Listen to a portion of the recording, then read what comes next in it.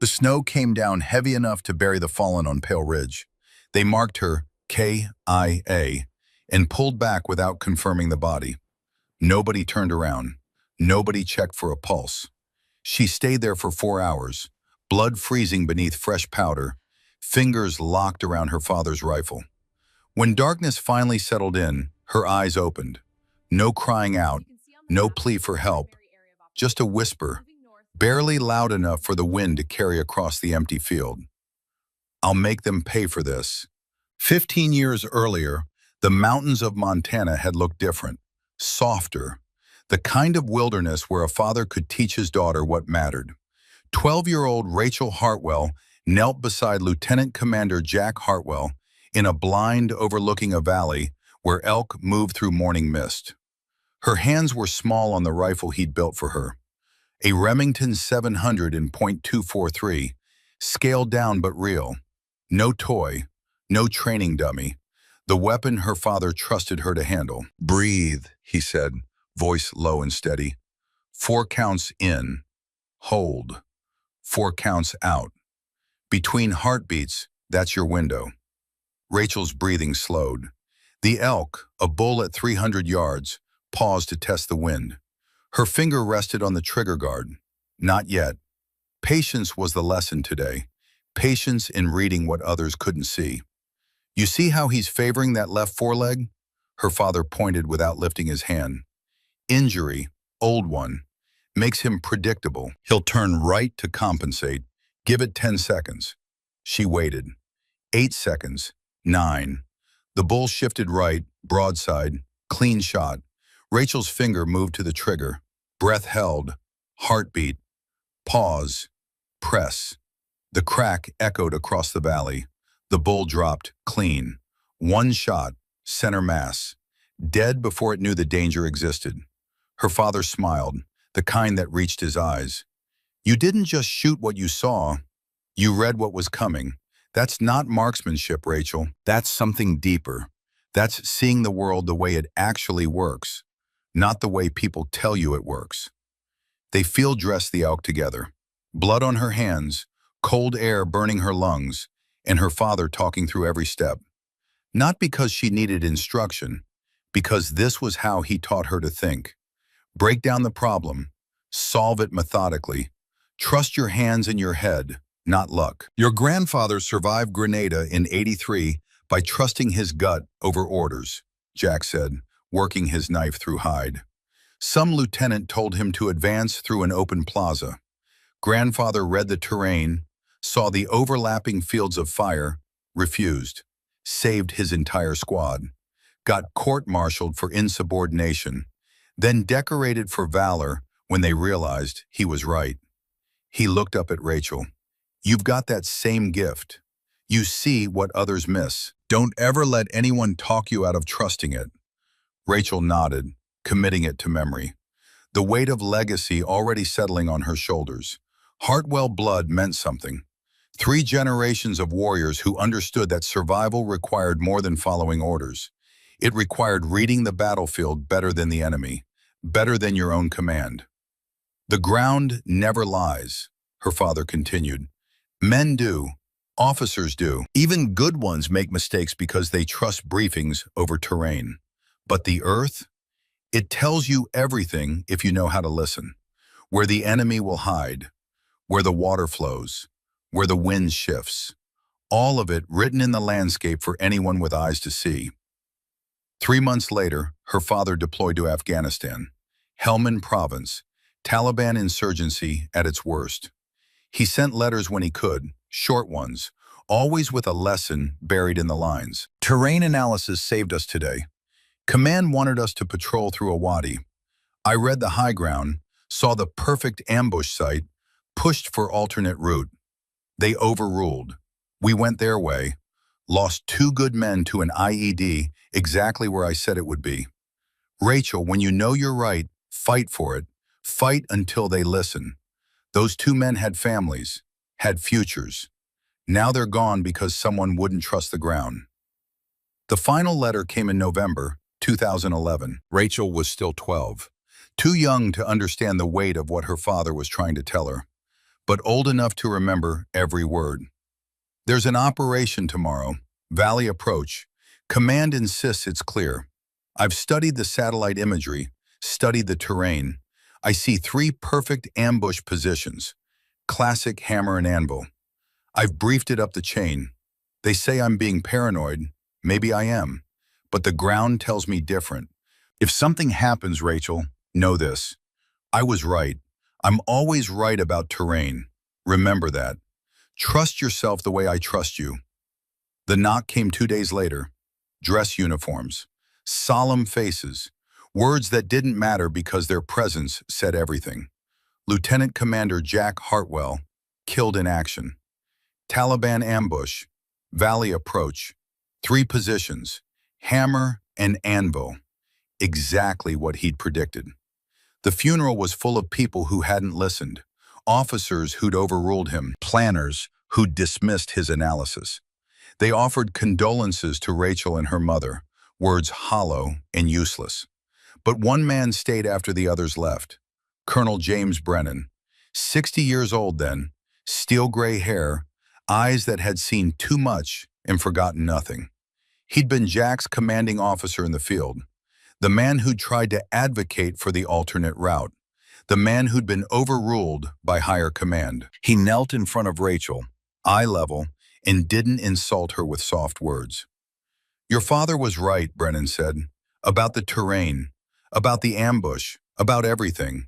I fought for him. I lost. And now he's dead because people wouldn't listen.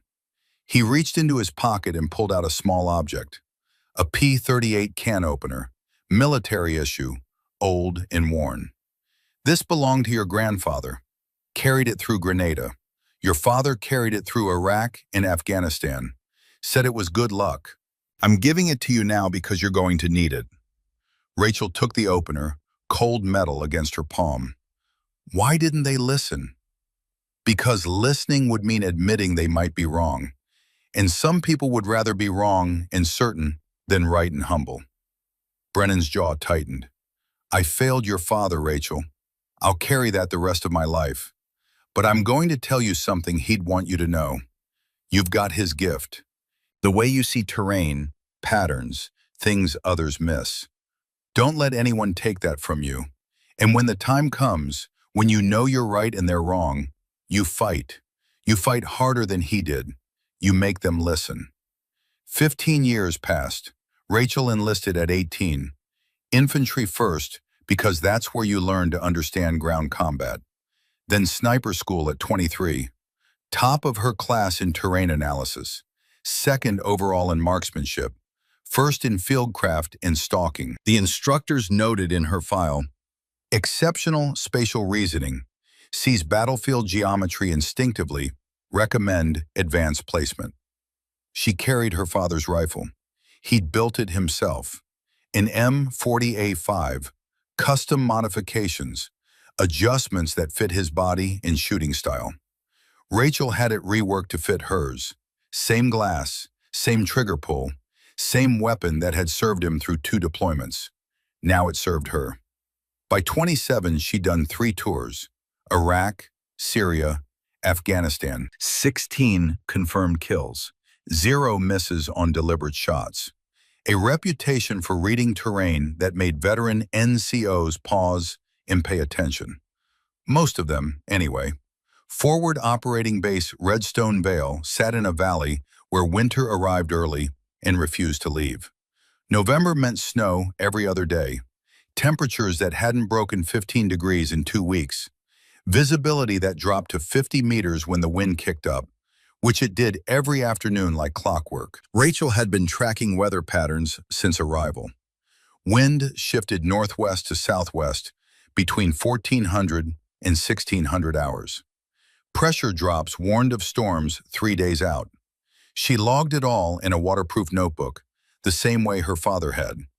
The mission brief came down on a Tuesday. Captain Michael Garrett, 45, 20 years in, ran the briefing with the confidence of a man who'd never been seriously wrong. Maps spread across plywood tables, satellite imagery on a laptop screen, intelligence summaries printed on official letterhead. Objective is the ridgeline. Here, Garrett tapped the map. We establish overwatch position before the next weather system rolls in. Intel confirms the area is clear. No enemy presence, no recent activity. Straightforward movement, establish position, conduct surveillance operations. Rachel studied the imagery on her own laptop. She'd spent 3 days going over every available satellite pass. There were details Garrett wasn't seeing or wasn't looking for. Boot prints in the snow. Faint but visible if you knew what to look for. Military spacing. 4 to 6 individuals moving in tactical formation. Recent enough to cast shadows in the low-angle light. They'd crossed exactly 300 meters east of the planned route. Drag marks near a tree line. Something heavy positioned, then moved. The kind of marks a PKM machine gun left when fighters shifted it between hides. Disturbed snow patterns on a hillside. Not wind-made. Too uniform. Someone had dug in, covered the position, and tried to erase the evidence. Amateur work. Professional intent.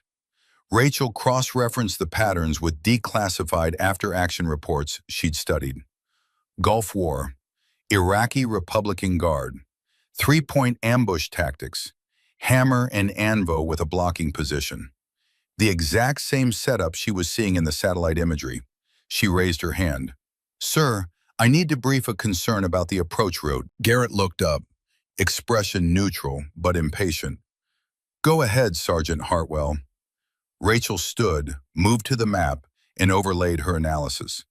Satellite imagery shows indicators of recent enemy activity. Boot prints here, consistent with military patrol spacing. Drag marks suggesting heavy weapons positioned in defilade. Disturbed snow on this hillside that reads as a fighting position, hastily concealed.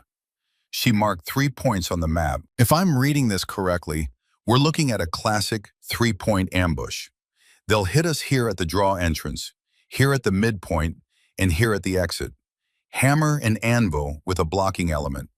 Standard doctrine for forces trained in Soviet-era tactics. Silence in the room. Staff Sergeant Evan Sullivan, her usual spotter, leaned forward to study her marks.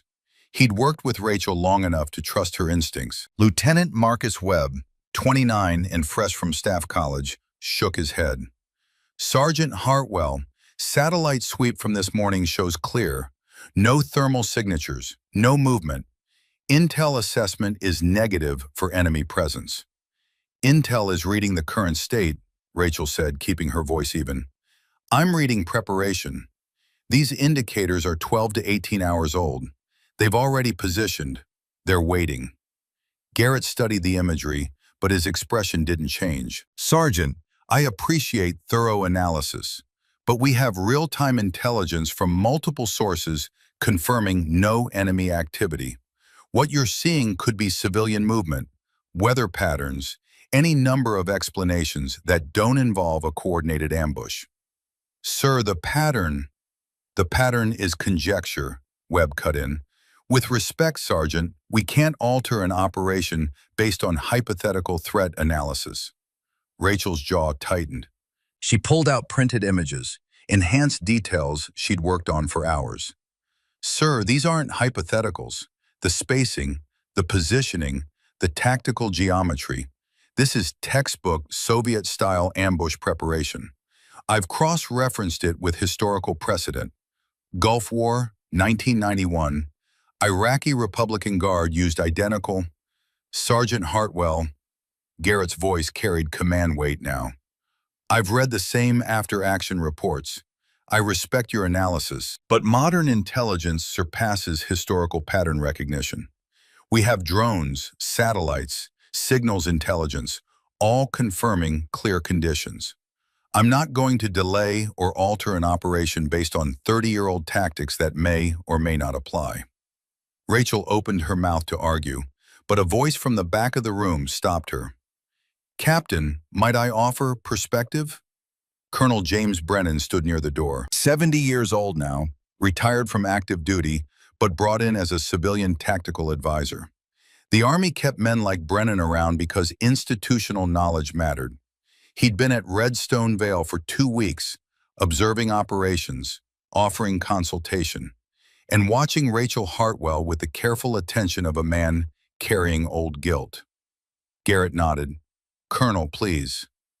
Brennan moved to the map, studied Rachel's marks. "I've seen this pattern before.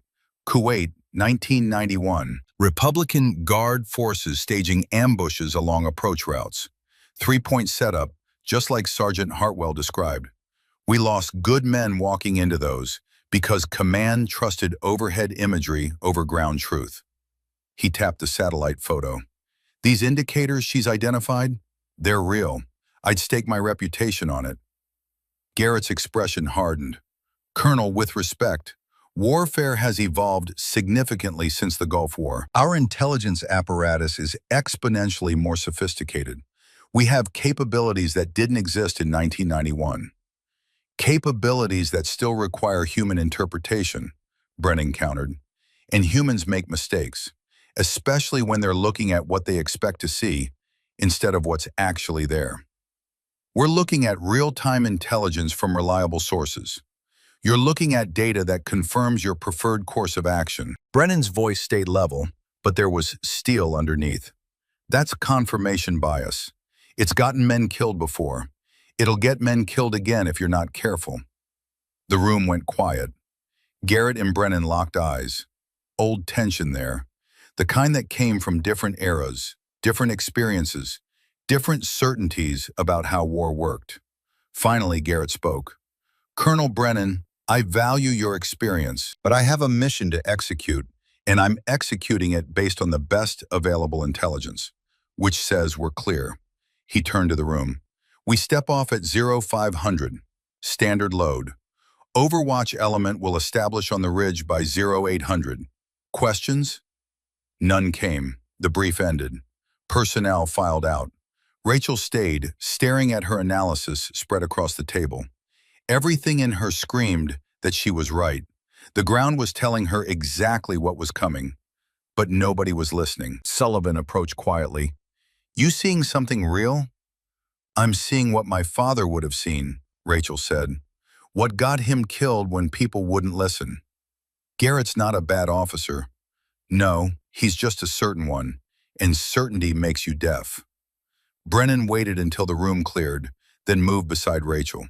He looked at her analysis, at the care she'd put into every notation, every measurement. "Your father would be proud of this work." "My father died doing this work. He died being right when others were wrong. There's honor in that."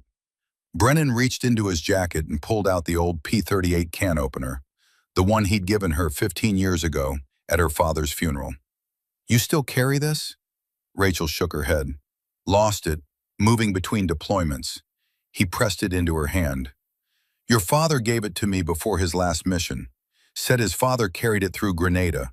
Said it was good luck. I'm giving it back to you now because tomorrow you're going to need all the luck you can get."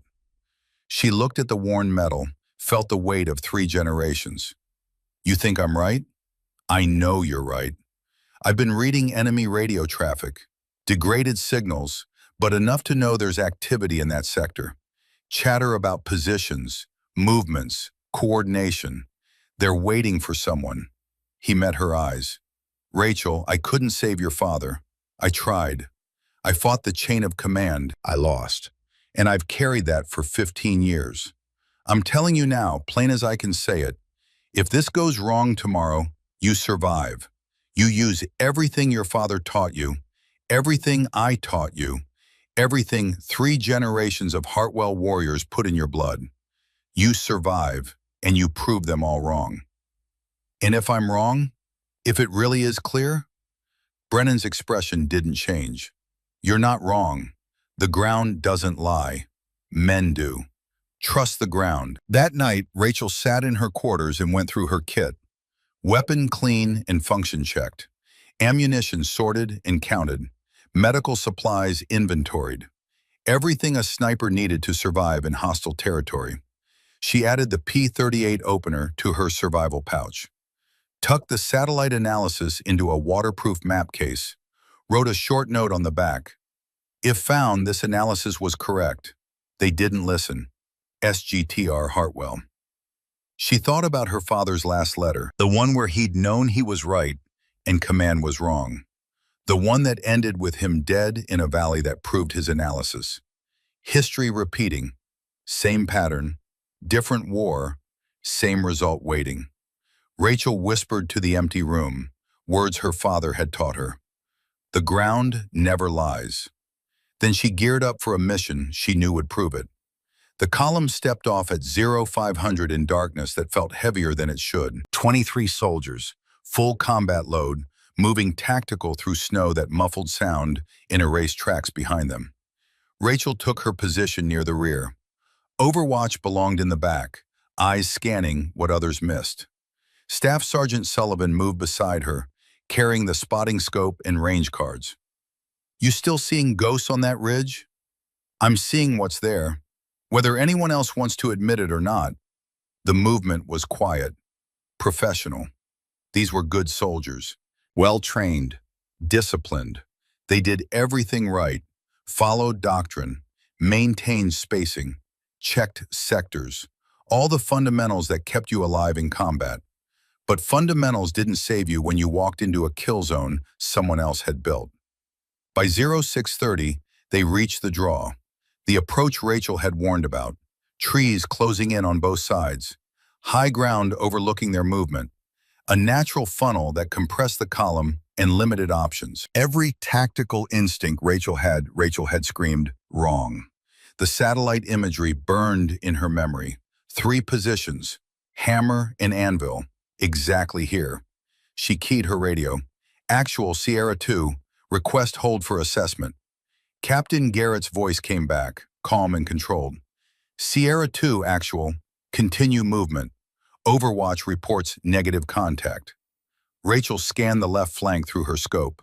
Snow-covered hillside, trees, shadows. And there, barely visible, a disturbance in the snow pattern, the same one she'd marked on satellite imagery. Someone had been there, recently. The wind hadn't erased it yet. Actual, Sierra 2, I have possible fighting position, left flank, grid 4, 7-2, 8, 9-1. Recommend we, Sierra 2, actual. Overwatch confirms negative thermal signature, no movement, hold traffic and maintain position. Rachel's finger tightened on her rifle. Every instinct said stop, turn back, alter route. But she wasn't in command. She was a sergeant with a concern that had already been dismissed. Again. Sullivan saw it too. His scope covered the same ground. That's fresh disturbance. I know. They're not going to listen. I know that too. The column pushed deeper into the draw. 200 meters, trees tightening, kill zone compressing. Rachel's heart rate stayed steady, but her mind raced through scenarios. Where the first shots would come from, where the machine gun would be positioned, where the blocking element would cut off retreat. She saw it all before it happened. The terrain told her everything. At 0647, the ambush detonated. Fire erupted from 3 positions simultaneously. Left flank, right flank, rear blocking. Exactly where Rachel had marked them. Exactly the pattern she'd briefed. Exactly what command had dismissed as hypothetical. The front of the column folded under the first burst. 4 men down in the opening seconds. Muzzle flashes from elevated positions. PKM machine gun hammering from the right side. Precision fire from trained shooters who'd rehearsed this. Rachel dropped and rolled behind a fallen log as rounds snapped overhead. Snow detonated where she'd stood. Her radio filled with overlapping voices, casualty reports, bearings, requests for fire support. The chaos of men realizing they'd walked into exactly what one person had tried to warn them about. Garrett's voice cut through, steady despite the circumstances. All elements, return fire. Suppress left and right flanks. QRF is inbound. Rachel found the flashes through her scope. Left side, elevated position, 2 shooters. Wind from the northwest at 8 miles per hour. Range 400 meters. Angle uphill, approximately 15 degrees. Her mind calculated automatically. Bullet drop, wind drift, elevation compensation. Numbers that lived in her muscle memory. She settled her breathing, found the pause between heartbeats, pressed the trigger. The lead shooter dropped. Center mass, clean. 3 seconds later, his partner tried to shift position. Rachel's second round caught him in the throat. He fell without a sound. Sierra 2, solid work, Garrett transmitted. Keep suppressing left flank. Right side was worse. The PKM gunner had excellent position and training. Long bursts, disciplined fire control, keeping the column pinned. Rachel shifted her aim. Longer range, 520 meters. Tree branches complicating the shot, wind gusting unpredictably through the draw. She waited for the wind to pause, controlled her breathing, found the stillness inside chaos. The gunner shifted to reload. 2-second window. Rachel took it. The round flew true, threading branches in distance. The PKM fell silent. Sullivan slid in beside her, breathing hard, blood streaking his left arm. You hit? Graze, I'm good. He started calling targets. 12 o'clock, 200 meters, behind thick pine. Rachel found him. Her rifle barrel burned despite the cold. Scope work, breathing, trigger press, reload, repeat. 8 confirmed kills in the first 4 minutes. The radio crackled. QRF is 10 minutes out. Air support weathered in. All elements prepare for bound back to rally point. The enemy began pulling back. Not broken, not routed, just withdrawing according to plan. They'd done enough damage, killed enough soldiers, made their point. Now they disappear into terrain they controlled. Rachel counted the cost. 3 Americans dead, 7 wounded, all because nobody would listen to the sergeant who could read ground. She thought about her father, dead in a valley he'd predicted would kill him. History repeating in the worst possible way. The column peeled back in tactical bounds, fire and movement, covering each other, professional even in disaster. Rachel maintained overwatch, watching for pursuit. The enemy wasn't following. They'd accomplished their mission. Let the Americans leave. The ambush had worked exactly as designed. Garrett's voice came over the radio. All elements consolidate on my position. Prepare for emergency extract. Rachel shifted to follow, but took a separate line, moving through heavier ground, shadowing the unit instead of joining it. If someone still had eyes out, she wasn't offering a clean shot. That caution kept her alive for another 30 seconds. The round came from a position nobody had cleared, a hide so well concealed that even Rachel's analysis had missed it. The enemy's ace, their counter-sniper, the one shooter they'd held back for exactly this moment. She felt the impact before the sound registered. High chest, right side. The ceramic plate caught most of it, not all. The bullet deflected, angled down, punched through the gap between plate and soft armor. Penetration. Deep. Rachel slammed into the snow. Her rifle spun away. For a heartbeat, there was only white sky and pain. Then her right lung tried to inflate and couldn't. Collapsed. Blood filling spaces air should occupy. The kind of wound that killed you slow if you were lucky, fast if you weren't. She reached for her radio. Right arm wouldn't respond. Nerve damage or shock or both. Left hand dragged the handset close, keyed it, tried to speak. Sierra 2, hit. The words came out wet, bubbling, wrong. She tried again. Sierra, down. Radio traffic drowned her out. The end taking fire. Pilots earning every cent of hazard pay. She heard boots running past her position. Someone moving hard, voices shouting. The chaos of men fighting for their lives and trying to save each other. She tried to call out, managed a wet cough that sprayed red across white snow. More footsteps, then fewer. Everyone moving toward the helicopter, towards safety, away from her. Sullivan's voice cut through the radio chaos. Hardwell! Where's Hardwell? Someone responded. Webb. I saw her with your element. Check your sector. She's not here. Rachel! But the helicopter was spooling up, taking fire. Pilots calling for immediate departure. The window for extraction closing fast. Stay too long and everyone died. Leave now and most lived. Command math. Brutal but necessary. Garrett's voice torn but decisive.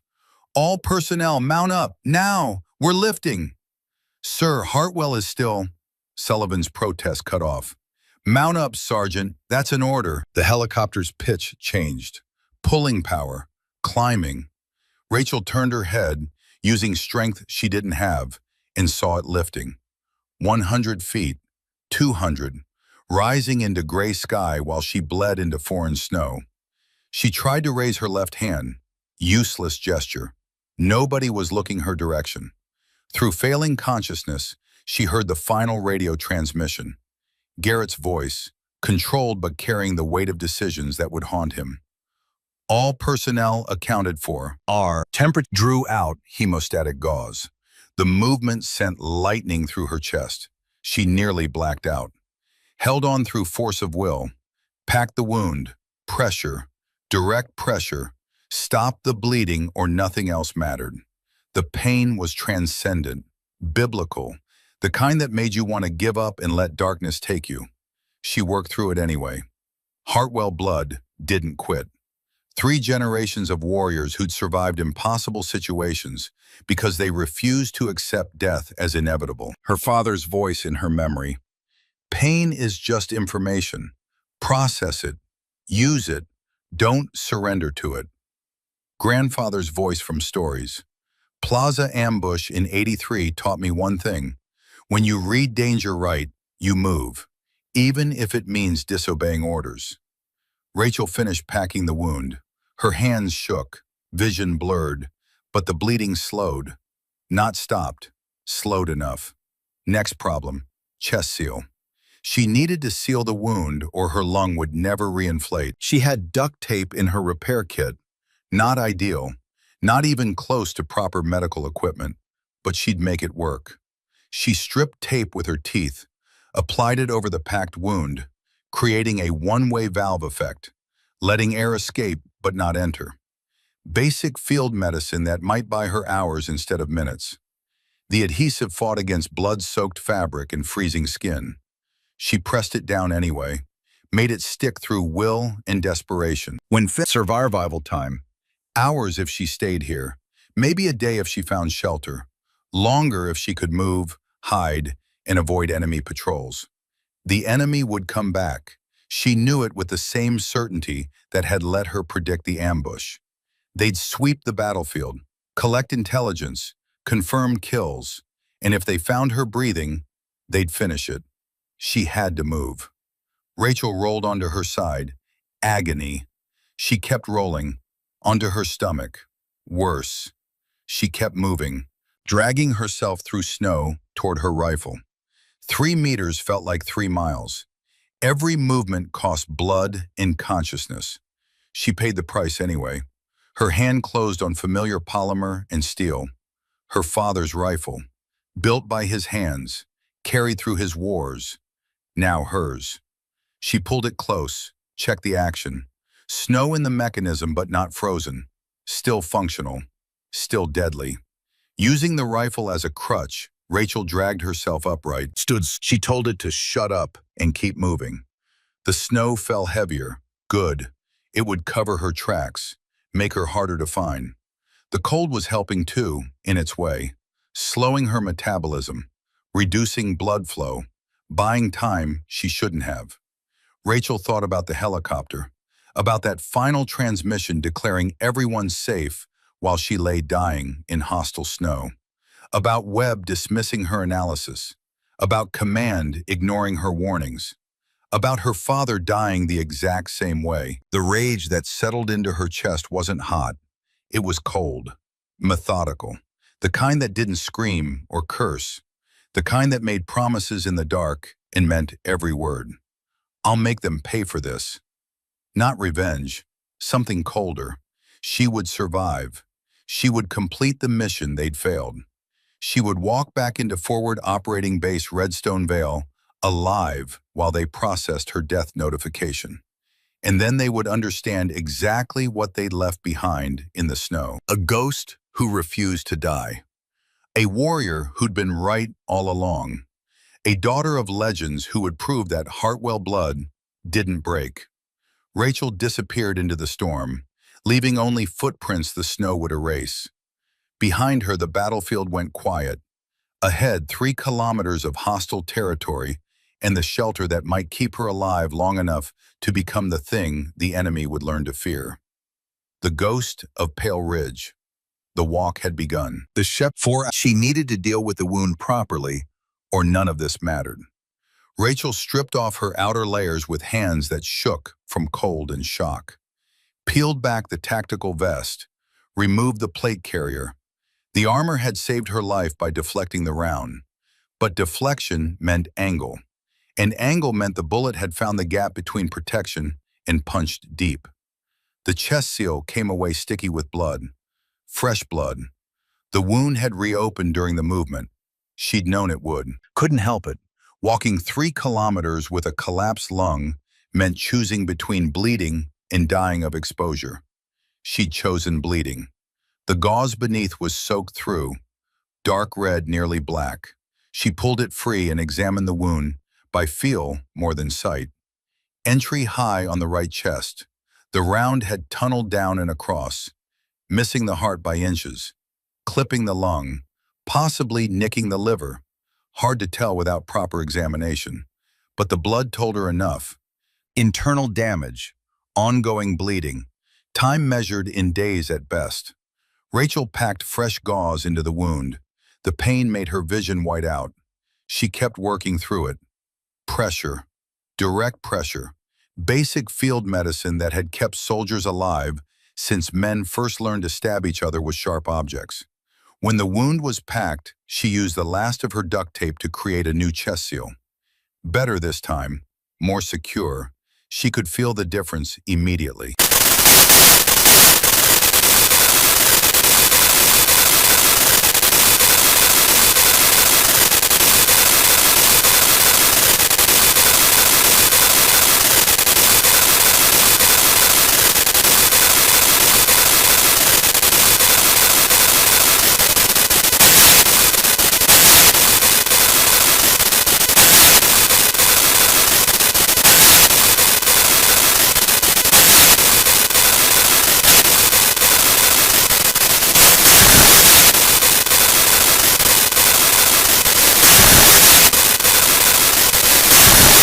45 rounds of 9 millimeters. Edged weapons, K-bar knife, multi-tool, medical, 1 pressure bandage, handful of band-aids, pain medication already used, no antibiotics. Survival gear, waterproof map case containing satellite analysis, P38 can opener from Brennan, survival mirror, compass, lighter, water purification tablets. Food, 3 protein bars, maybe 1,800 calories total. Water, none. She'd have to melt snow. The math was brutal. Minimal supplies, critical injury, hostile territory, no extraction coming. Command thought she was dead. Even if someone suspected otherwise, they couldn't authorize recovery while the enemy controlled this ground. Standard doctrine said, evade and survive, find a hide, stay low, wait for opportunity, maybe link up with friendly patrols if the front line shifted, maybe last long enough for rescue if someone came looking. Rachel studied her satellite analysis in the dim light, the 3 ambush positions she'd marked, the terrain she'd read correctly while everyone else read it wrong. And there, marked in her notes, additional observations. Enemy movement patterns, likely command structure, probable supply routes. She'd been right about the ambush, which meant she was probably right about everything else she'd analyzed, which meant she knew more about enemy dispositions than they realized, which meant she wasn't just a wounded soldier hiding behind enemy lines. She was a sniper with perfect intelligence and nothing left to lose. The decision crystallized with the clarity that came from having no good options. She could hide and slowly die from infection and starvation. Or she could fight, make them pay for every hour she'd survived, turn their own territory into a hunting ground, become the thing they'd learned to fear in the dark. Her father had died being right. She would live being right, and she'd prove it with precision fire and enemy casualties. Rachel whispered to the empty shelter, voice rough with pain and cold. "You left me. I'll finish what you couldn't." Then she settled in to wait for darkness and plan her first kill. The storm cleared by evening. Temperature dropped another 10 degrees. Clear skies meant better visibility, better shooting conditions, and enemy patrols more confident in their security. Rachel had spent the afternoon in careful observation. The survival mirror let her see without exposing herself. Angled reflection. Old trick her father had taught her. You could watch an entire valley without ever showing your position. She'd identified 4 enemy positions within observation range.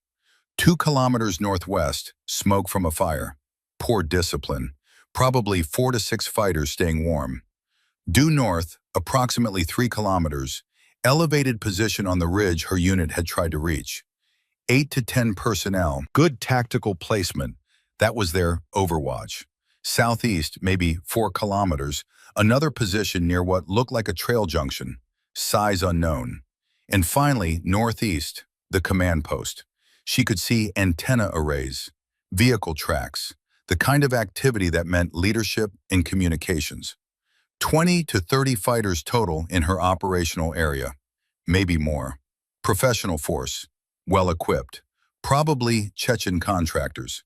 The tactics matched. The discipline matched. And Chechen fighters had a reputation for exactly this kind of work.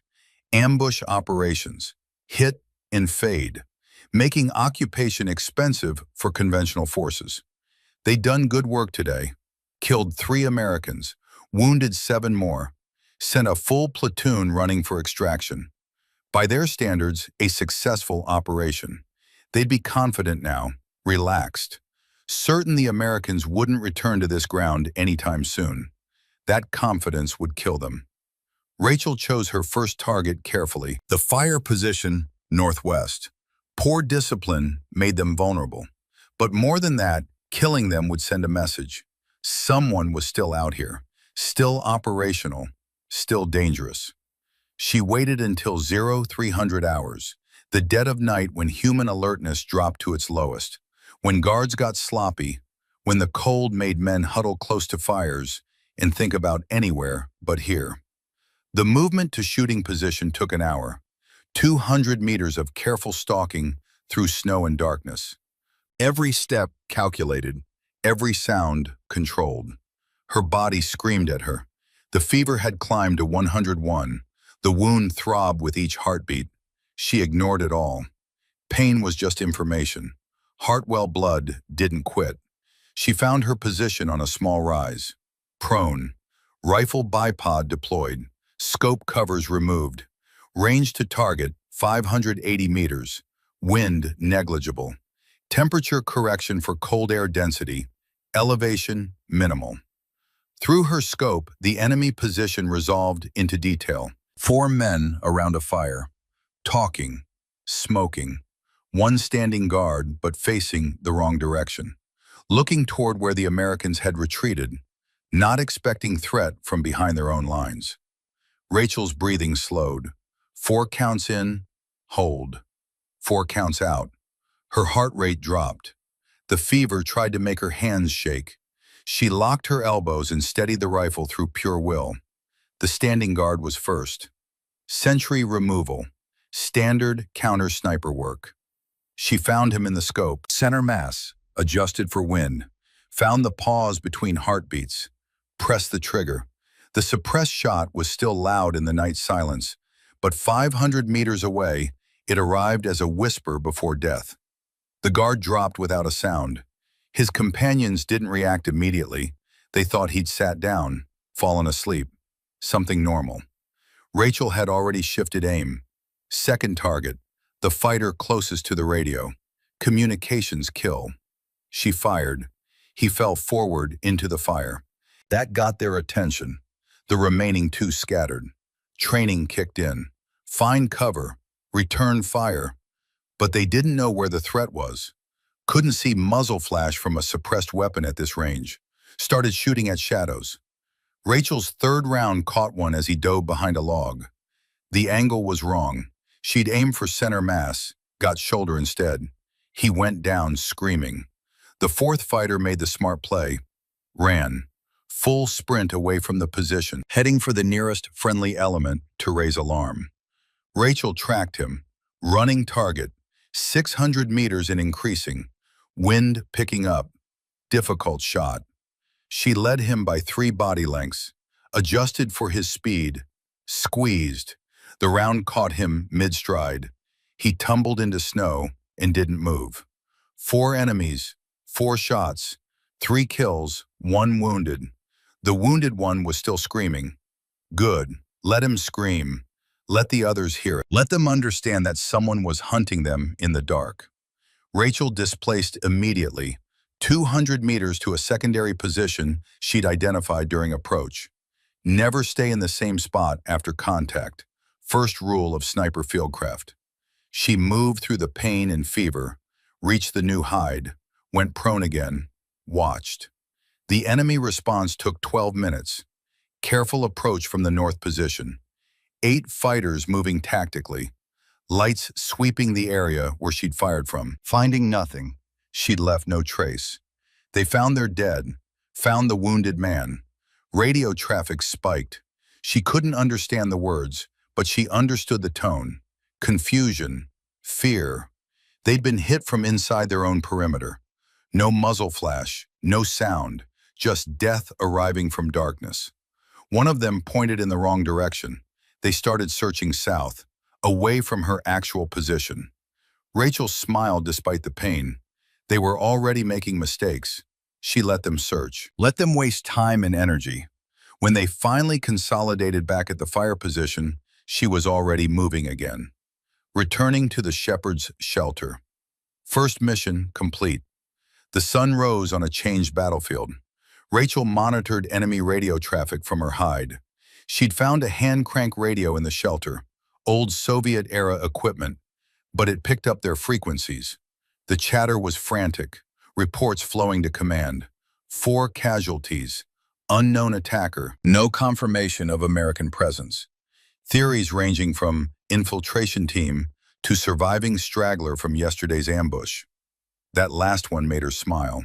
Straggler. They had no idea. By 0800, she'd identified the response pattern. They were pulling in patrols, consolidating forces, setting up defensive perimeters. Exactly what frightened commanders did when they didn't understand the threat.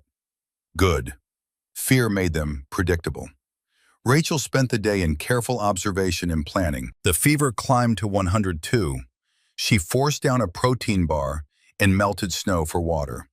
Her body was eating itself, burning through reserves to fight infection and maintain core temperature. She was losing weight she couldn't afford to lose, strength she desperately needed. But she was also gathering intelligence, mapping positions, identifying leaders, understanding their pattern of life. Every hour of observation was an hour of preparation for the next strike. The elevated position north drew her attention. 8 to 10 fighters, good discipline, professional setup, overlapping fields of fire. That was their primary overwatch. Take it out and the enemy would be blind. But it was also the hardest target. Well defended, alert. They'd learned from last night that someone dangerous was operating. Rachel decided to hit somewhere else first, keep them off balance, make them chase ghosts while she systematically dismantled their network. At 1600 hours, she moved on the southeast position, Trail Junction. She'd observed 6 fighters there during the day, controlling movement, probably running supplies or coordinating patrols. The approach took 2 hours through broken terrain. Her body was failing. The wound had started bleeding again, fresh blood on the dressing. The fever made distances hard to judge, made the scope image swim and blur. She compensated through training and stubbornness.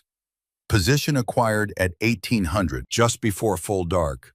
Range, 640 meters.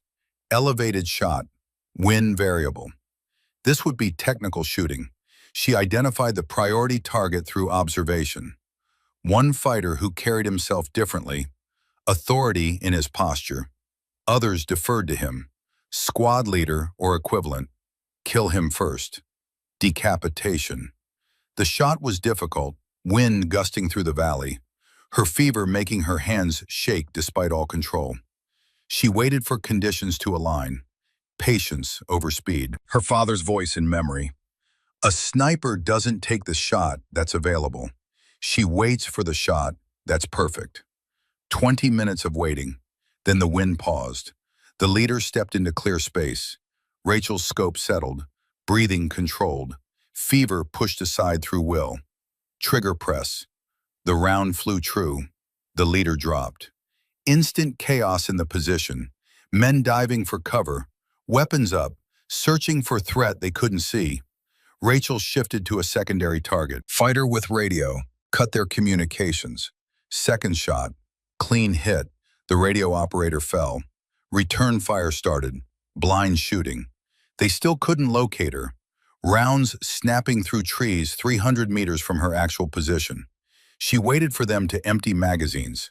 Let panic burn through their ammunition. When the firing paused, she took her third shot. Another fighter, then her fourth. Methodical. Mechanical. Each round a statement. You're not safe. Nowhere is safe. I'm already inside your perimeter, and you can't stop me. 5 targets down before she displaced. Moving through terrain she'd memorized during approach. Escape route planned before first shot. Professional work. The kind her father would recognize. The kind Brennan had taught soldiers for 40 years. Behind her, the enemy position dissolved into chaos. She could hear shouting, vehicles starting, the sound of men who just learned they were being hunted by someone who understood this ground better than they did. Back at the shelter, Rachel allowed herself to collapse. The movement had cost her. Blood loss, energy expenditure, fever climbing toward dangerous levels. 103 degrees. Maybe higher, hard to tell without a thermometer. She packed the wound again, changed the chest seal, forced down another protein bar despite nausea, melted snow and drank until her stomach cramped. Basic field medicine, basic survival. Staying alive through small actions, repeated constantly. The radio crackled with enemy traffic, more frantic now. Commanders demanding answers, patrols reporting negative contact, fear bleeding through professional military language. Rachel caught fragments. Her Russian was basic, learned from language tapes and deployment exposure. But she understood enough.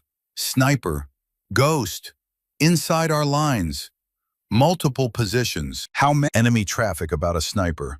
Multiple kills. Strikes from unexpected positions. Fighters scared of a ghost who appeared from nowhere and disappeared like smoke. Brennan pulled up the map, marked the reported contact locations. A pattern emerged. Systematic, intelligent. Someone who understood terrain and tactics. Someone trained in counter-sniper operations. Staff Sergeant Sullivan appeared in the doorway. "Colonel, you wanted to see me?" Brennan gestured to the map. Enemies reporting sniper activity. Here, here, and here. 9 confirmed kills in 18 hours. Professional work, textbook stalking, and displacement. Sullivan studied the locations. His expression changed. That's all within 5 clicks of where we lost Rachel. Lost is the wrong word. Where we left her. Brennan met his eyes. I've been monitoring enemy frequencies since yesterday. This started 12 hours after our extraction. Someone's behind their lines. Someone who knows what they're doing. You think it's her. I know it's her.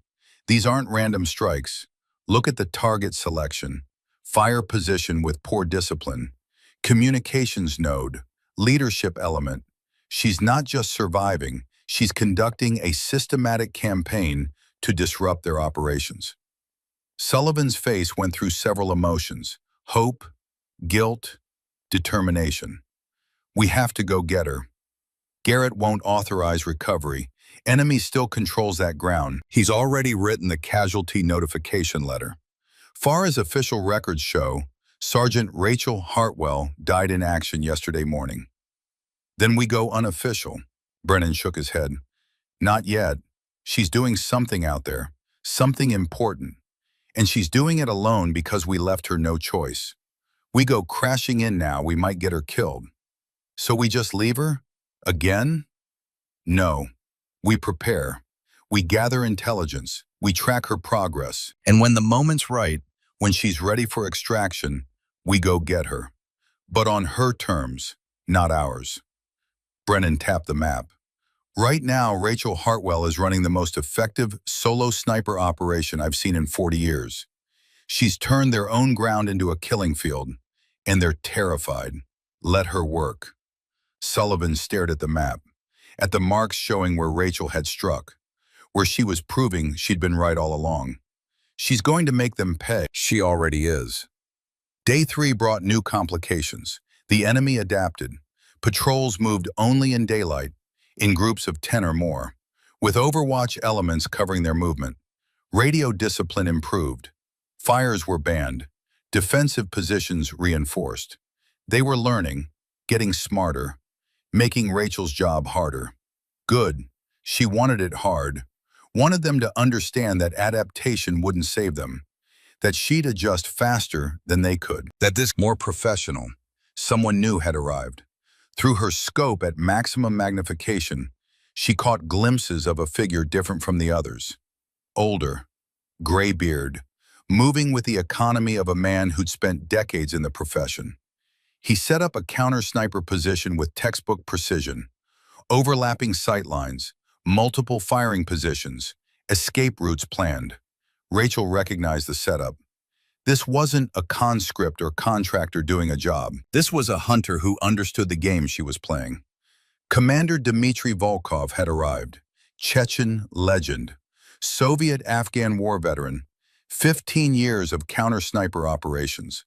The enemy had brought in their ace to kill the ghost. For 18 hours, they played chess across snow and rock. Rachel would identify a position. Volkov would anticipate it and set observation there. Rachel would shift. Volkov would adjust. Neither took a shot they weren't certain of. Neither made the amateur mistake of revealing position for a low-probability kill. The fever made it harder. 103 degrees, vision blurring at edges. But Rachel's training held. She remembered Brennan's Gulf War stories about sniper duels. Patience kills impatience. The one who waits longest wins. Volkov was patient, but Rachel was dying, which meant she had less to lose.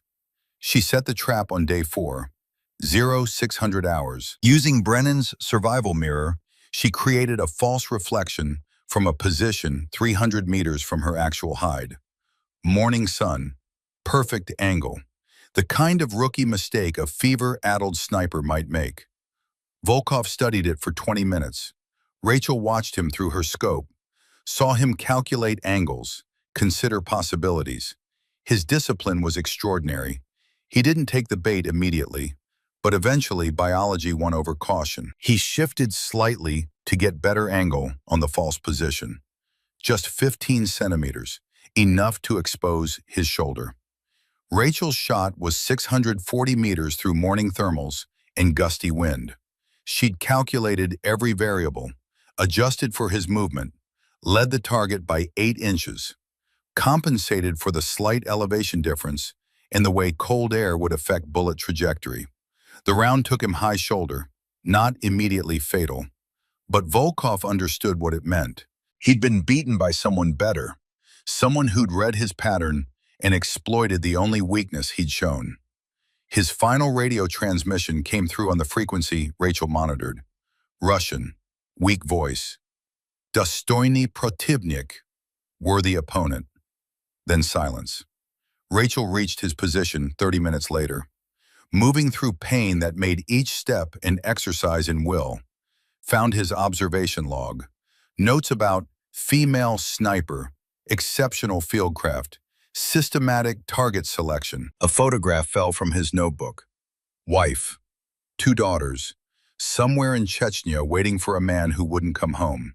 She closed his eyes, took his rangefinder and radio, better optics than hers, intelligence she could use, left the photograph on his chest. "You were good," she whispered. "I was better. Nothing personal. The enemy's best hunter was dead. Their morale would shatter when they learned, and their command post was next." The command post, northeast, 4 kilometers, heavily defended now. Additional security since her strikes began, but also the nerve center, kill it, and their coordination collapsed. Rachel spent all of day 4 observing from multiple positions. The fever had stabilized at 103, not dropping, not climbing. Her body locked in a battle between infection and immune system. She was losing weight rapidly, muscle mass burning for energy, strength fading. But her mind stayed sharp, focused. The training held when flesh failed. She identified guard rotations, shift changes, patterns in their security, found the weaknesses.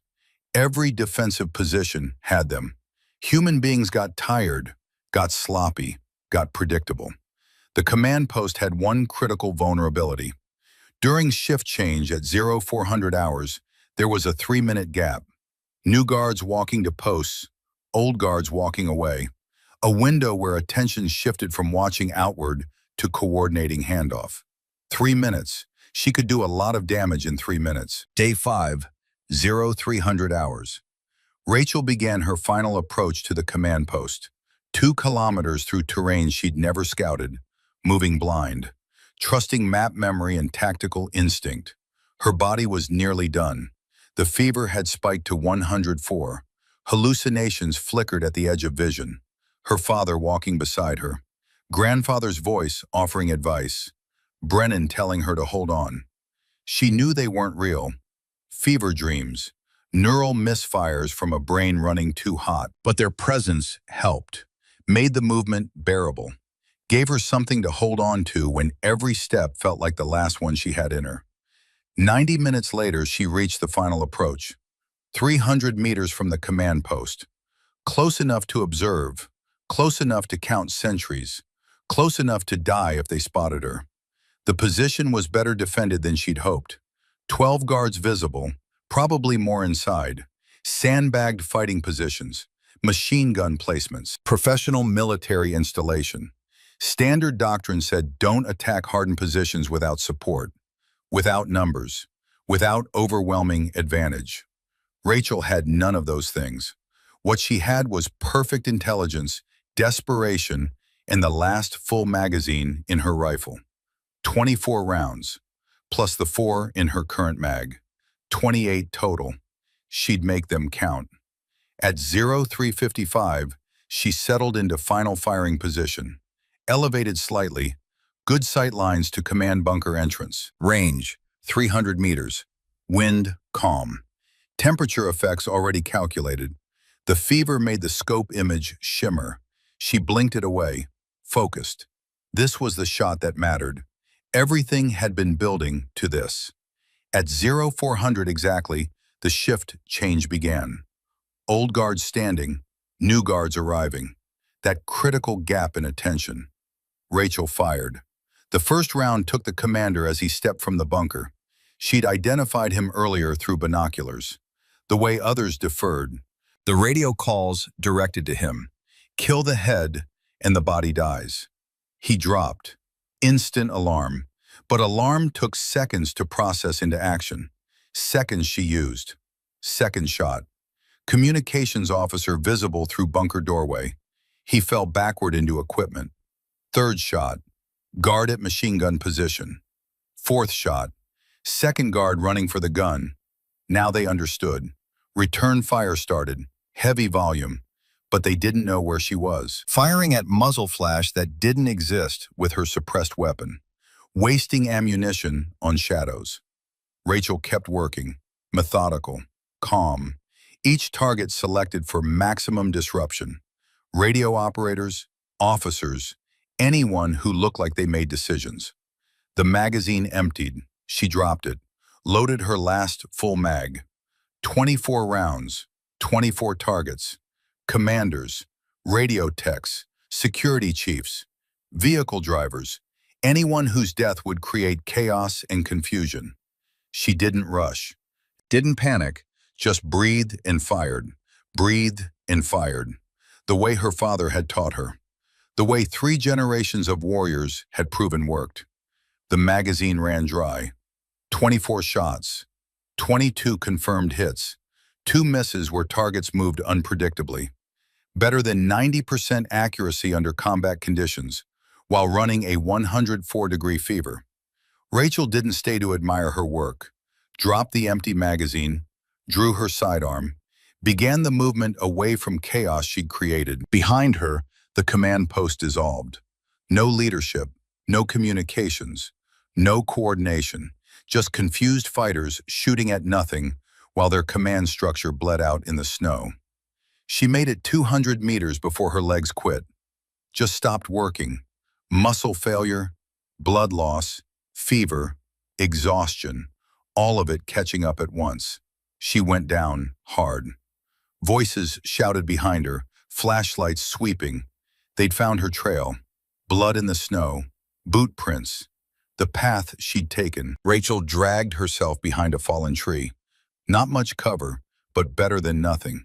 She had her sidearm, 45 rounds of 9mm, enough to make them pay for finding her. The voices got closer. 3 fighters, moving carefully. They'd seen what she could do, weren't taking chances. She waited until they were 20 meters away, then fired. 3 rounds, center mass on the lead fighter. He dropped. The others scattered. Return fire shredded the tree, splinters and bark flying. Rachel shifted position. Fired again. Another hit. Second fighter down. The third one ran. Smart. He'd seen 2 men die in 5 seconds. Decided survival beat heroism. Rachel lay behind the log and tried to make her body move. It wouldn't. She'd burned through everything. No reserves left. No strength. No options. The fever peaked. 105, maybe higher. Consciousness started to slip.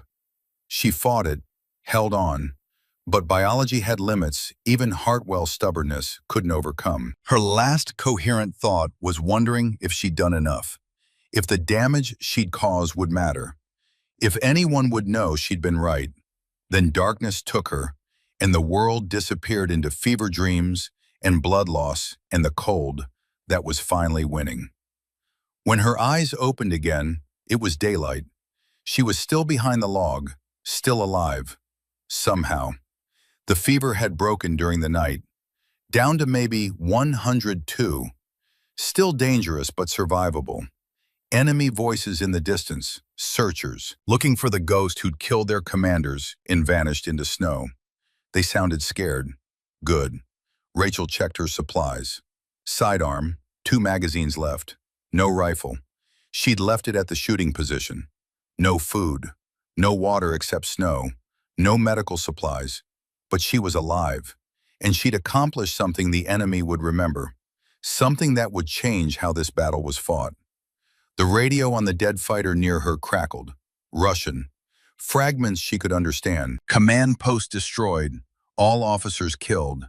Communications equipment destroyed. Request immediate support. Negative. All units pulling back. Sector is compromised. Ghost sniper effectiveness too high.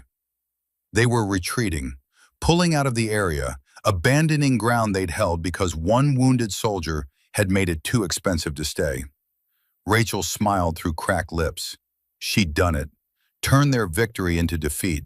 Made them afraid of shadows and snow. Proven that leaving her had been the worst mistake they could make. Now she just had to survive long enough to walk home and show them what victory actually looked like.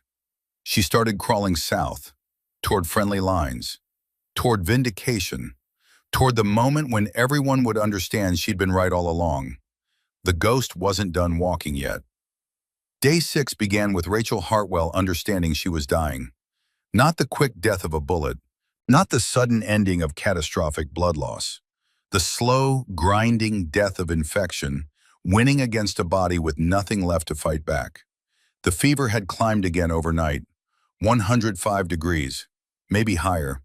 Her vision blurred and doubled. Hallucinations came in waves. The wound had gone from red to angry purple, sepsis spreading through her bloodstream like poison.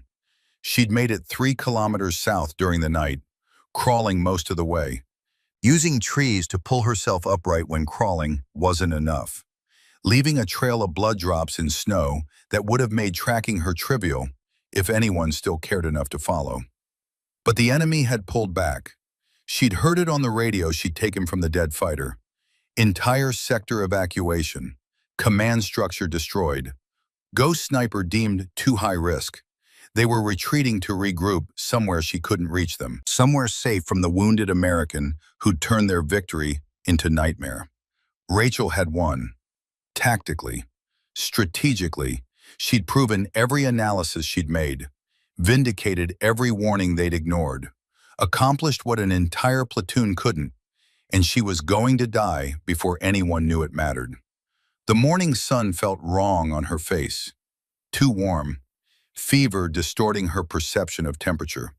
She knew it was still below freezing, could see her breath fog the air, but her skin burned like summer desert. She'd abandoned the sidearm 2 kilometers back. Too heavy. Ammunition didn't matter if she couldn't hold the weapon steady. Now she had only the knife, the multi-tool, the survival mirror, the P-38 opener that had belonged to 3 generations of warriors who'd all managed to come home. She wouldn't. The math was simple. 5 kilometers still separated her from the nearest American patrol route. In her current condition, that might as well be 500. Each meter cost more than the last. Each movement burned energy she didn't have. Her body was cannibalizing itself. Muscle, fat, anything it could convert to fuel for one more step. At 0800 hours, she collapsed against a tree and couldn't get back up. Legs wouldn't respond. Arms shook too hard to bear weight. This was it, the place where the story ended, where the sergeant who'd been right got to be right and dead simultaneously. Rachel pulled out the waterproof map case. Inside, the satellite analysis she'd done, the predictions that had been perfect, the warnings nobody heeded. She'd added notes during her days behind enemy lines. Enemy positions, kill counts, tactical observations, intelligence that could save American lives if it ever reached friendly hands. She wrote a final note on the back, hands shaking so badly the letters barely qualified as legible. 17 enemy KIA, command post destroyed, offensive prevented. Satellite analysis was correct. They didn't listen. I proved it anyway. Sergeant Rachel Hartwell. Tell Colonel Brennan I finished it. Tell my father I was right. She sealed the case, set it beside her in the snow where searchers might find it.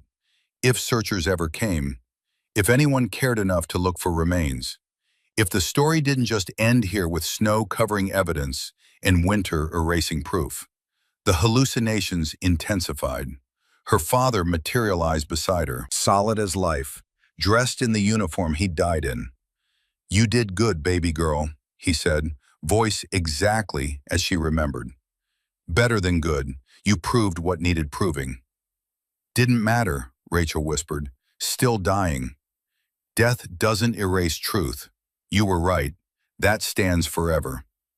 Her grandfather appeared on the other side, the man she'd never met, killed in a training accident before she was born. But she knew his face from photographs, knew his story from family legend. Granada taught me that living is about being too stubborn to quit, he said. You've got Hartwell blood. We don't quit at the finish line. Can't get up, she said. Body won't move. Then rest. 5 minutes, then try again. Rachel closed her eyes. Just 5 minutes, then she'd try. Then she'd keep moving. Then she'd... Gunfire snapped her awake. Close, maybe 200 meters north. Automatic weapons, American caliber. The distinct crack of M4 carbines. She tried to move, couldn't, tried to shout, managed a wet cough that sprayed blood across snow. The shooting stopped. Voices, getting closer. English or Russian? She couldn't tell through the fever fog. Couldn't risk revealing her position to enemy forces that might still be searching. Boots crunching through snow, multiple people, moving tactically, checking sectors. A voice called out, American accent, Southern. "We've got blood trail here, fresh, last few hours." Another voice, familiar. Rachel's fever-scrambled brain tried to place it. Follow it. Weapons tight. Could be wounded enemy. Staff Sergeant Evan Sullivan, her spotter, her teammate, the man who'd screamed her name when the helicopter lifted without her. Rachel tried to call out. Her voice came as barely a whisper. "Evan." The footsteps got closer. She heard the sound of a rifle bolt checking chamber. Professional movements. Careful. They'd been burned before by assuming wounded meant helpless. Then Sullivan came around the tree and stopped dead. "Medic!" The word tore out of him. "Medic, now! Rachel! Rachel!" Hands on her face, checking pulse, assessing wounds, professional even through emotion.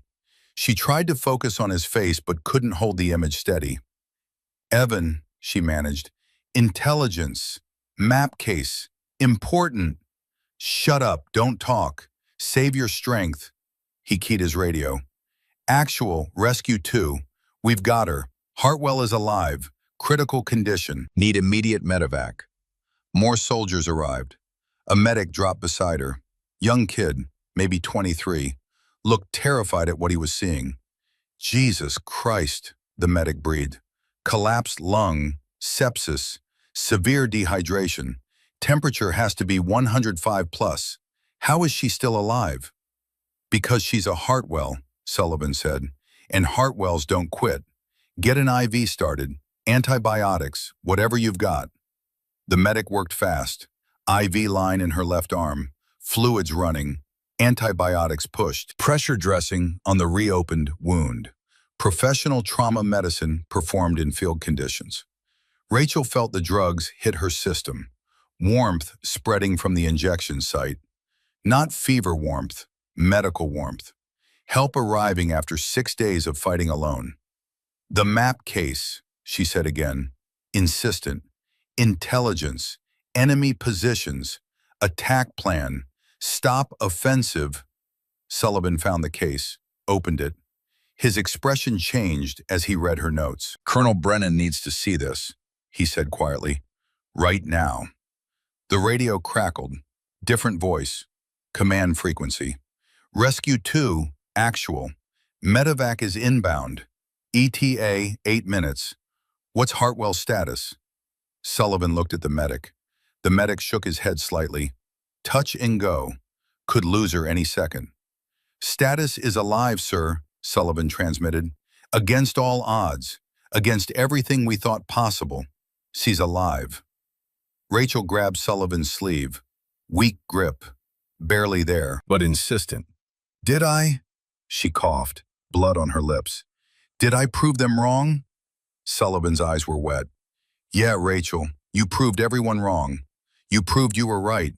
And you saved about 300 American lives doing it." She smiled, faint. "Good. Tell Brennan. Tell him I finished what Dad started. You can tell him yourself. You're going home." The helicopter arrived like thunder from heaven. Blades beating air.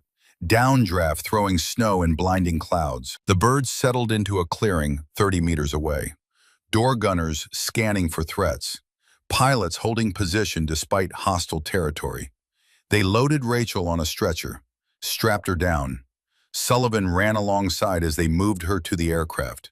She tried to stay conscious, tried to see the faces of the men who'd come back for her, tried to remember this moment when everything changed from dying alone to being carried home by brothers who hadn't forgotten. But the drugs and exhaustion and relief all hit simultaneously.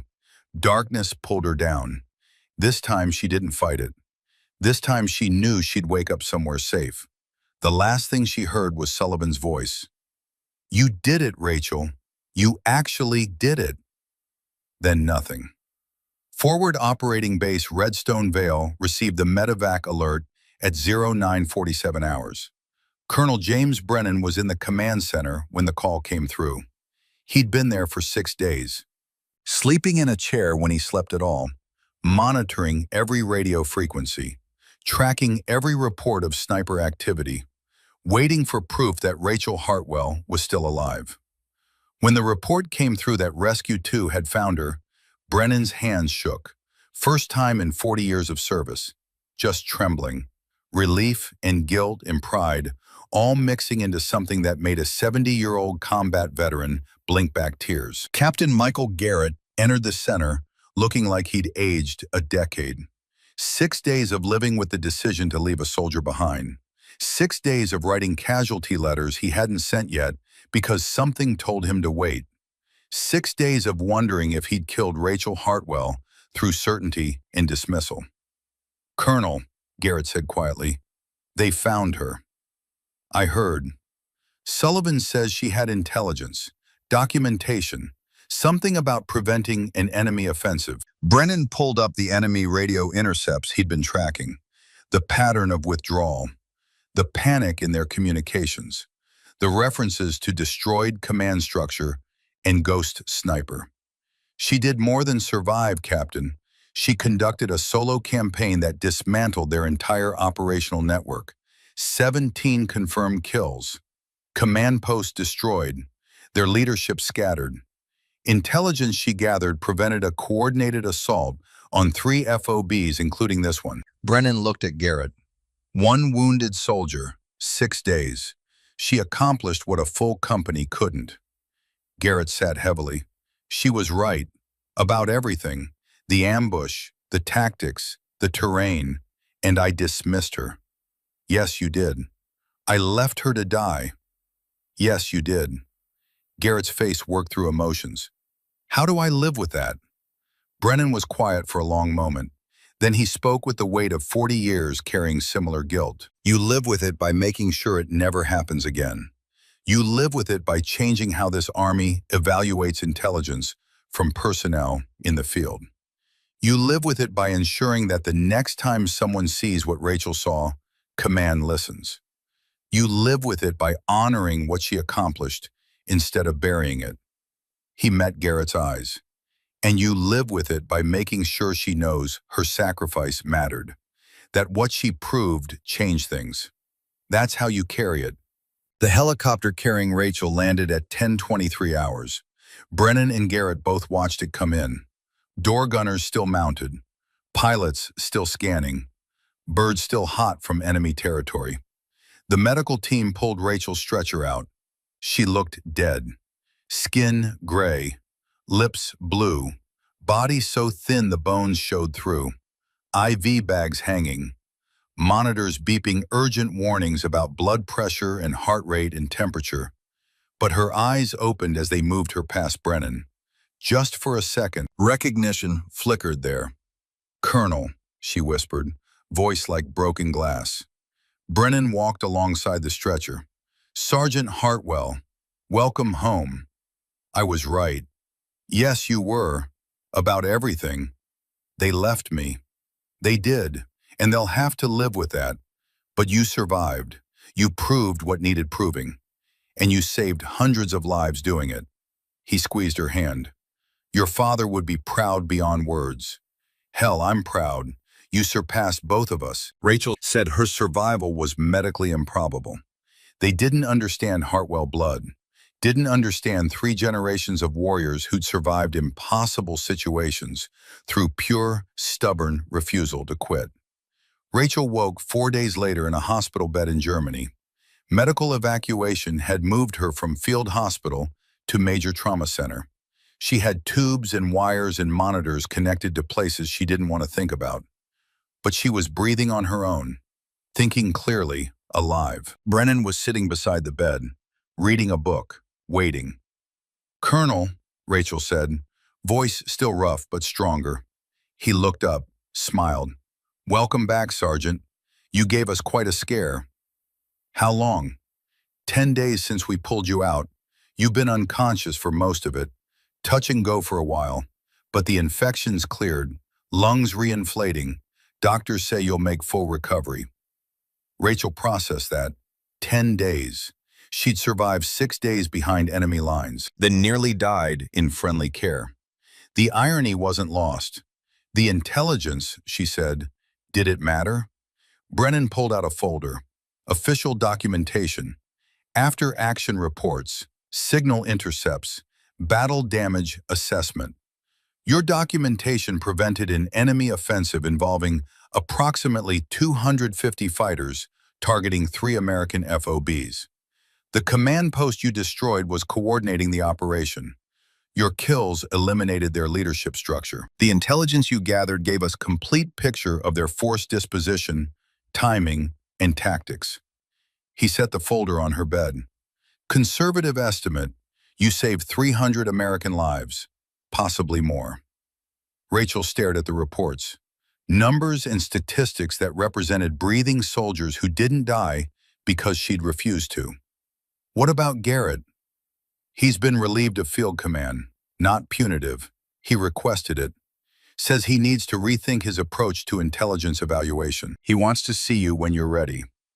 I don't know if I'm ready. That's fair. Take your time. Brennan pulled out another document. This is the official after-action summary. Might want to read it. Rachel opened the file. The language was dry, military bureaucracy, but the content made her breath catch. Sergeant Rachel Hartwell conducted sustained solo sniper operations behind enemy lines for 6 days while critically wounded. 17 confirmed enemy KIA. Enemy command post destroyed. Strategic intelligence gathered preventing larger offensive. Subject demonstrated exceptional tactical acumen, survival skills, and combat effectiveness under extreme duress. Recommend for Silver Star. Possible upgrade to Medal of Honor, pending further review.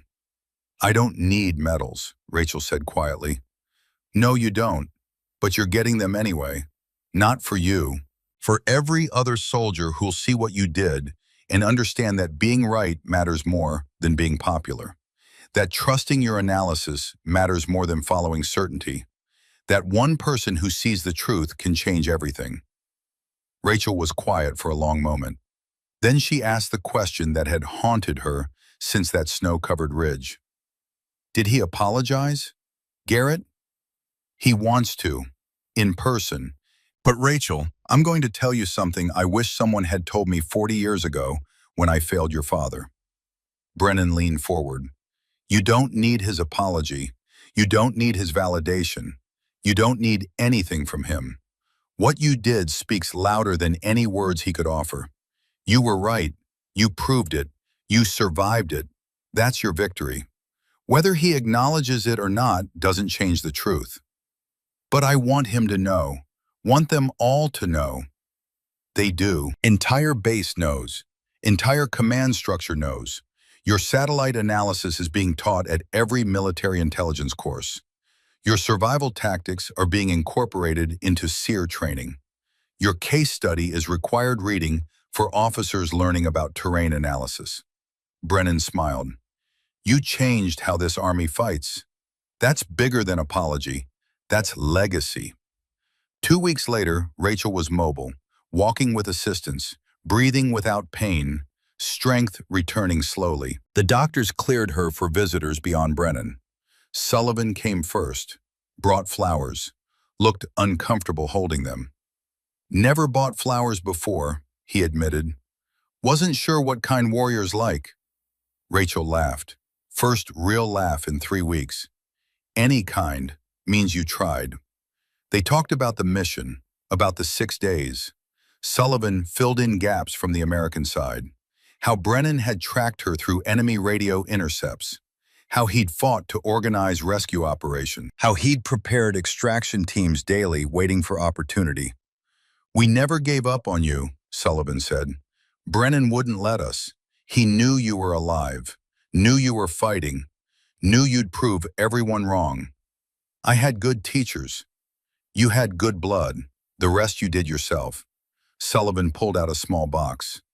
This is from the guys. Everyone who was on that mission. Everyone who came back.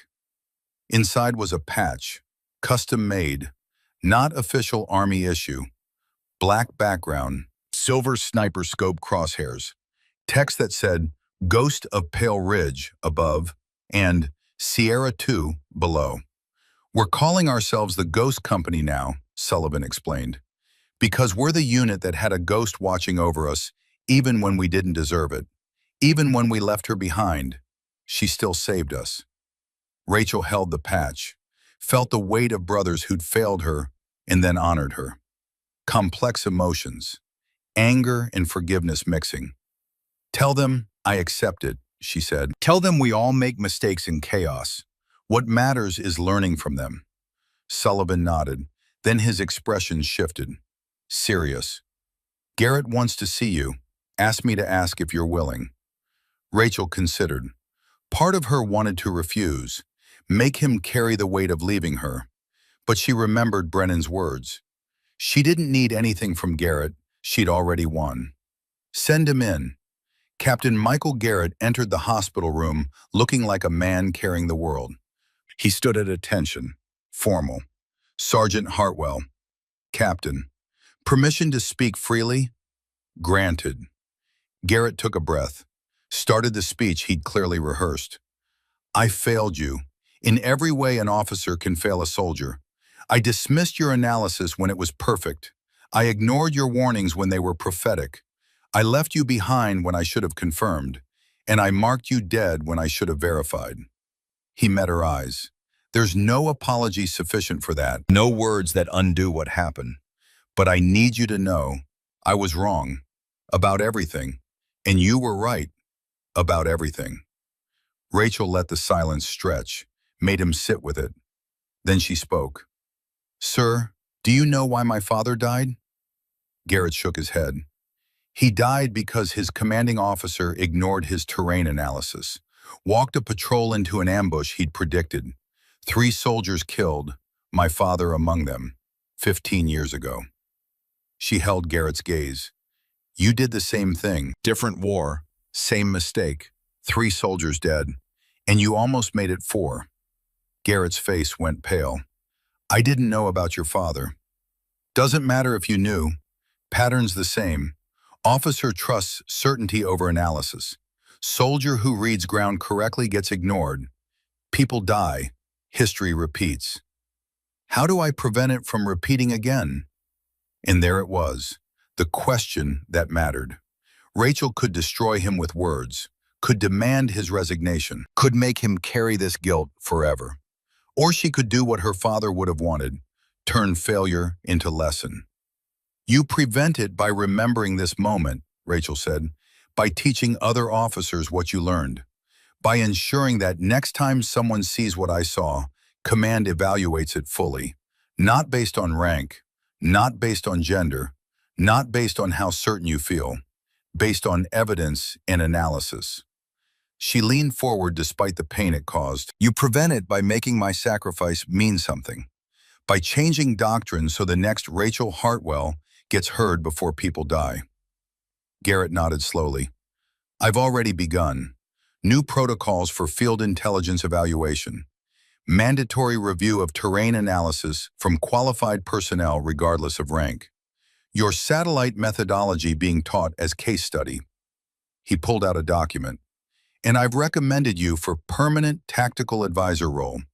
When you're recovered, help train officers in what to look for, what to listen for, how to distinguish good analysis from noise."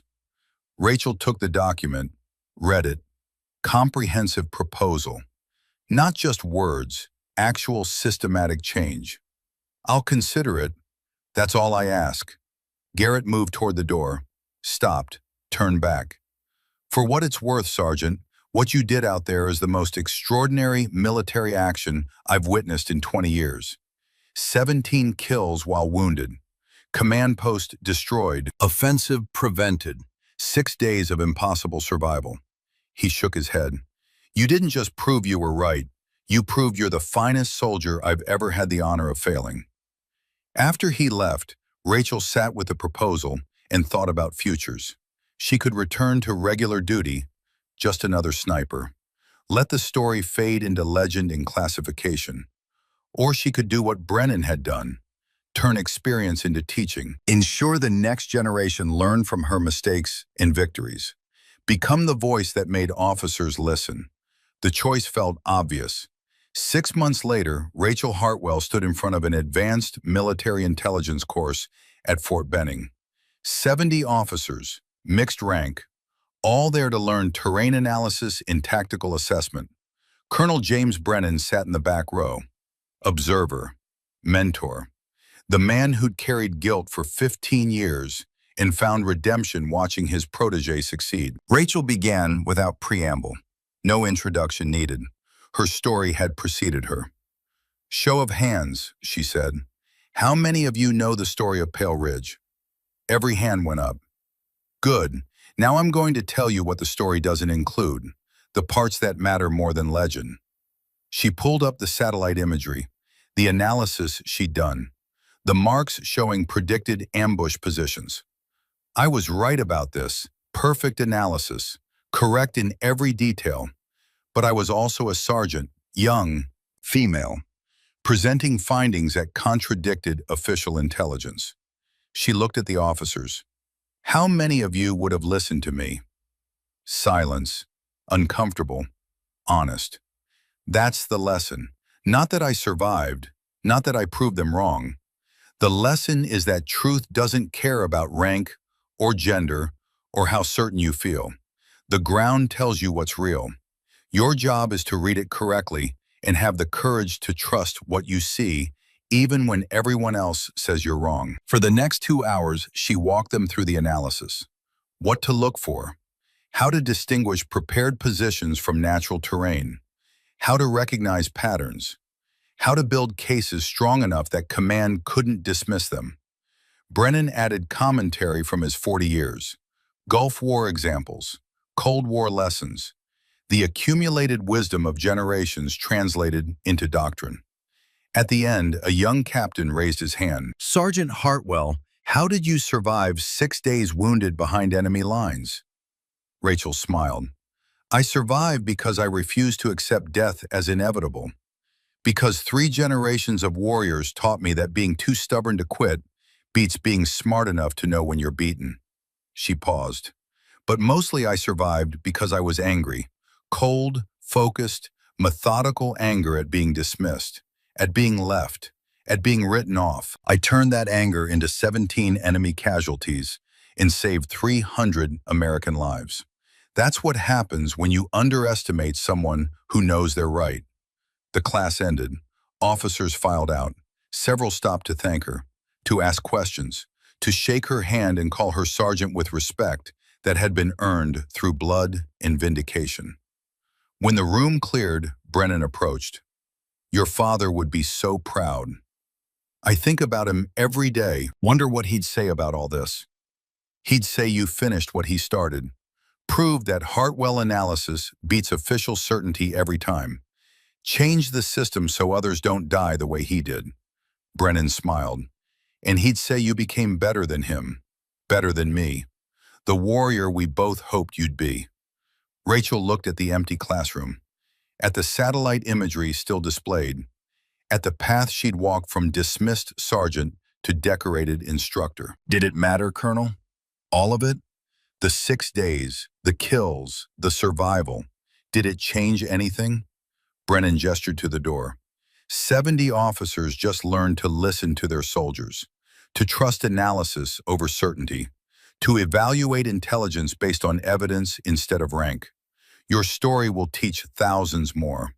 Doctrine changed, training changed, culture changing. He met her eyes. "Yeah, Rachel, it mattered. You mattered. And you'll keep mattering for as long as this army teaches people to read ground correctly."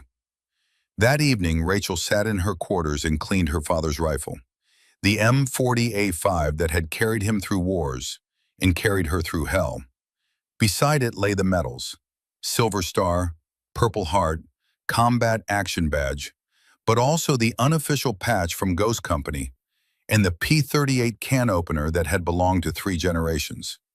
A knock at the door. "Come in." Colonel Brennan entered, carrying 2 cups of coffee and a worn folder. "Thought you might want company." Rachel smiled. always.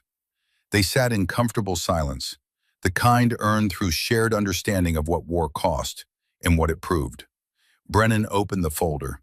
Inside, photographs. Young soldiers in classrooms, taking notes, studying terrain maps with the intensity of people who understood mistakes killed. Fort Benning yesterday, Brennan said. 217 students this quarter, all learning the Hartwell method, all understanding that the ground doesn't lie. Rachel studied the photos, saw herself in their focus, saw her father in their determination. He'd be proud, Brennan said quietly. Jack would see what you've built and know his death wasn't wasted, that the pattern broke, that the next generation listens. What about you, Colonel? Are you proud? Brennan's eyes went distant, seeing ghosts of his own. Mission, failures, the weight of 40 years. I spent 15 years carrying guilt for your father, thinking I should have fought harder, pushed back stronger, refused the order. He looked at Rachel. Then I watched you survive what killed him. Watched you prove what he never got to prove. Watched you change a system he died trying to fix. His voice roughened. Yeah, Rachel, I'm proud, more than I can say. Rachel's phone buzzed. Video call from her mother. Answer it, Brennan said. I'll wait. Her mother's face filled the screen. Background noise of a gathering. Voices. Laughter. Rachel, we're at the memorial dedication. Wish you could be here. The camera panned. Small park in Rachel's hometown. Stone monument. 3 names carved in granite. Sergeant William Hartwell, Grenada, 1983. The ground never lies. Lieutenant Commander Jack Hartwell, Afghanistan, 2011. Trust the terrain. Sergeant Rachel Hartwell, Pale Ridge, 2025. Prove them wrong. Below the names an inscription. 3 generations who saw what others missed. 3 warriors who trusted ground over orders. Their legacy. Listen to those who read the battlefield true. Their sacrifice, the price of certainty over truth. Their victory changed how America fights.